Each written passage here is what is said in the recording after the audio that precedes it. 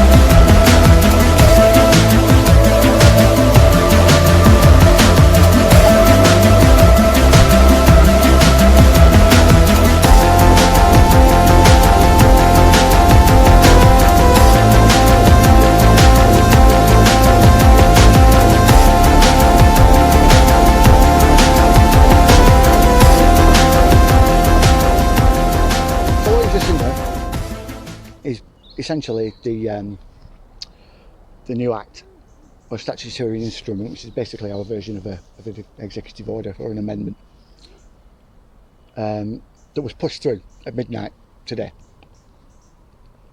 midnight this morning. It was given to Parliament Saturday. Or was it Sunday? Sunday, sorry. It was given to them on Sunday, late Sunday, giving MPs no time to properly scrutinise, look over and soak in what has just been put in front of them yet again. This amendment, shall we say, gives the government the power, supposedly, to come and check up on you when they've told you to self-isolate. So basically they can send police round to check that you're in, and if you're found not to be in, they can fine you £1,000, then £2,000, then £4,000, then £8,000, and then £10,000 for each subsequent offence. This doesn't just apply to the people who are sick, supposedly sick, because I don't think anyone's actually getting sick from what they perceive as the coronavirus. But that's beside the point. This applies to all the people they've been in contact with. So even if you're not sick in any way, shape or form, you're still forced to stay in your home with a prison guard that comes round your house to check that you're in. This is false imprisonment. No ifs, no buts, no two ways about it. This is false imprisonment. This is house arrest.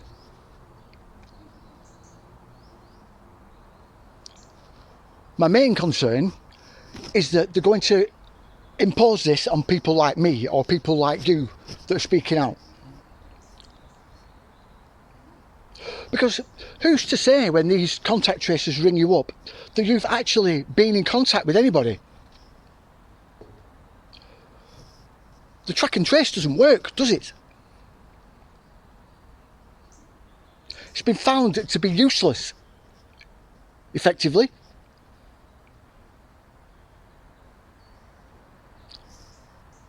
So how are they going to choose the people that are to be subjugated to this crap?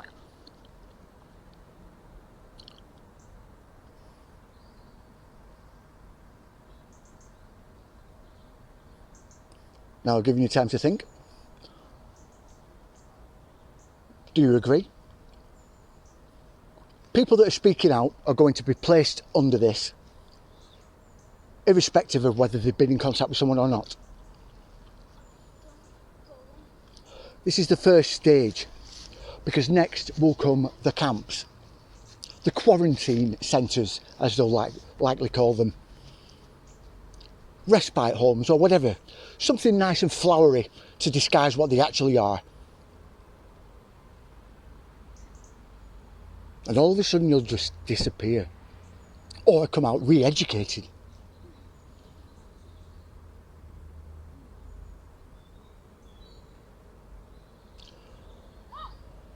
I've got the horrible feeling that come Wednesday, which is when the review period is up, the 6-month review, they're going to walk into Parliament and they're going to basically say, tough shit, you signed the Corona Act in, you've no say over whether it gets renewed or not, and still do it anyway. Either that, or the MPs that are supposedly going to rebel and ask to be basically consulted and vote, or just a smokescreen for it to still get put through anyway. I don't think we're going to get out of this. Daddy, make a book. What do you mean make a book or something? I have been doing. Shut up. You're a right cheeky bugger, right? Anyone want to buy me son? It's a joke, by the way. Anyway. But yeah, I don't think we're going to get out of this. I think we're going to end up with 6 months of it. Another 6 months of it. And this is when they're going to bring in all the other measures. Like they did in Australia, like they did in New Zealand.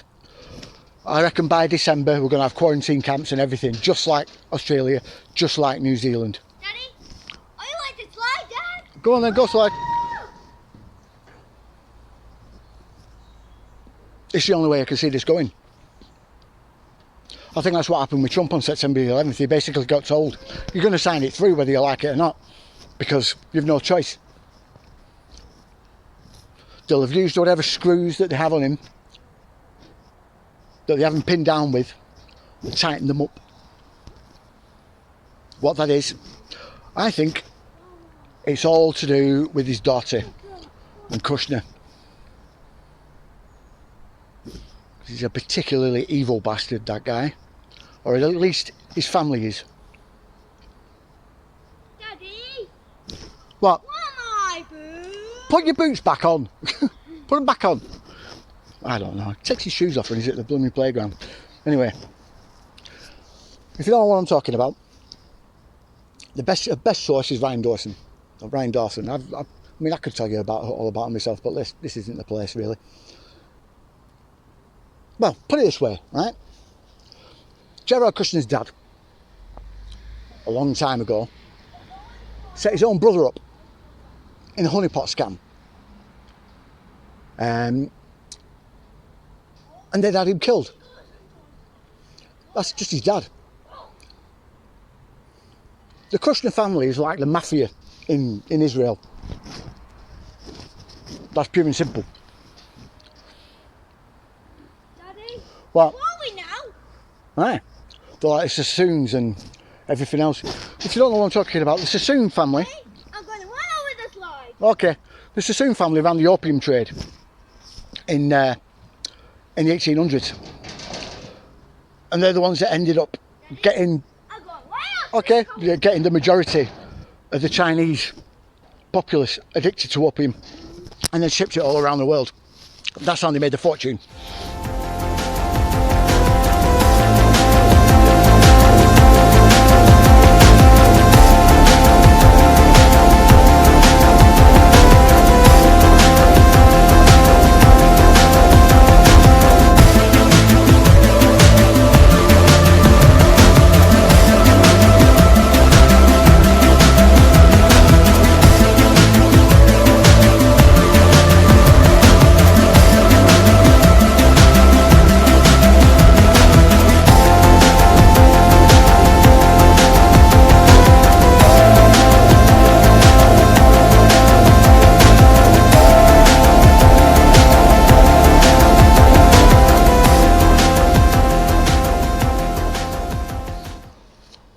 No.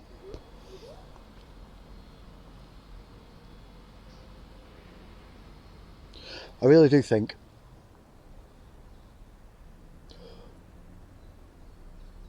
that the government, or rather their controllers, are trying to push us into one direction. And that is some sort of violent uprising. So then they can legally and legitimately bring in martial law. I really do. This is so then they can enact a great reset basically and totally just bring down the economies of everywhere and put in a new economy.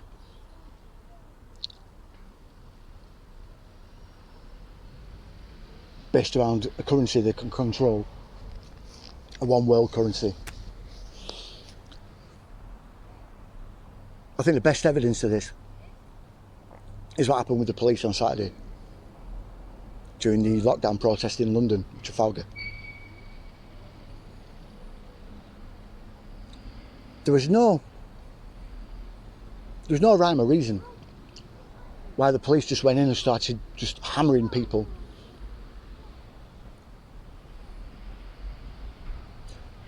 There was talk that these police, with their eyes were bulging, they were manic looking, they were terrified looking, some of them were very young. Most of them weren't British looking, supposedly. They looked Eastern European. Now, I could think of a very good reason why they would do that. I think, you see, if you look at the way the police were before all the riot police turned up, the actual British police that were there, the British bobby on the beat that was surrounding them, they were all very friendly, all chatting away, all quite jovial and quite, you know, they were friendly. It was a peaceful thing on both sides. Those type of coppers wouldn't think twice about disobeying an order to go in and start beating the hell out of peaceful protesters like that. They wouldn't beat down their own countrymen. I think even though quite a few coppers can be bastards, I think the clear majority of them wouldn't go against a countryman like that, their fellow countrymen, especially with something that affects them as well. There's a tactic that is used. Our armies use it quite a lot, special forces. You basically use the resources of another nation to attack your nation, if you get what I mean. The reason being is because it's not their countrymen, so they don't have as deep a tie or deep a connection to their own countrymen. Then they become just fair game. if that makes sense. It's been used before a lot. It's why you had US Special Forces like taking out Iraqis and Afghanis and Syrians. The Pentagon wrote a paper years ago on effective,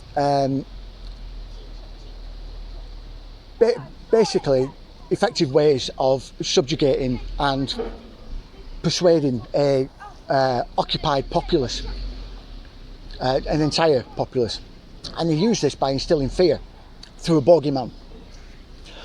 Now the one that they used in Syria and the one they used in Iraq and in Libya was al-Baghdadi. Now you're started going, but he was the leader of ISIS. No, he wasn't. There was no such thing as al-Baghdadi. The guy doesn't exist.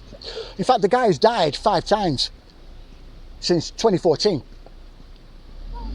It's just a tool that's used to pin the blame on terrorist attacks that you do on your own people or on the populace that you're trying to control.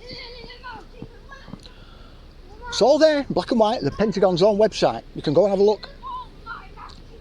They have lots of studies to do with that. Trump didn't kill our Baghdadi Q faithful. Right? I'm sorry to get back at you again, but you're still acting like kids. But anyway, it doesn't matter. This is the type of tactics that they use. Right? Very sneaky, very sneaky. They do the same with their own they do the same with the police forces. And I think that's what they did the other day. I don't think they were from Britain. That's why they didn't look British. Because none of them were. Maybe a few that were from Greater Manchester, apparently, Greater Manchester Police, but the majority of them, I think they were Eastern European, which made it a lot easier for them to come in and beat the hell out of everyone. Less connection, you see.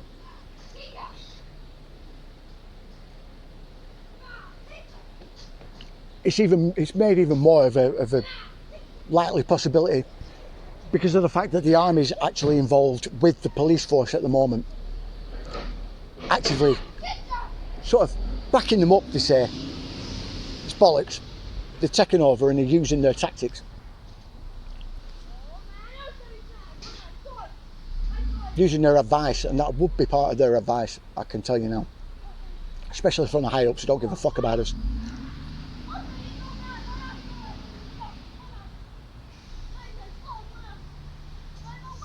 Anyway, I'm going to leave a copy of the of that new act in the description. PDF. But yeah, we need to start acting again. We really do. Alright, okay, see you later.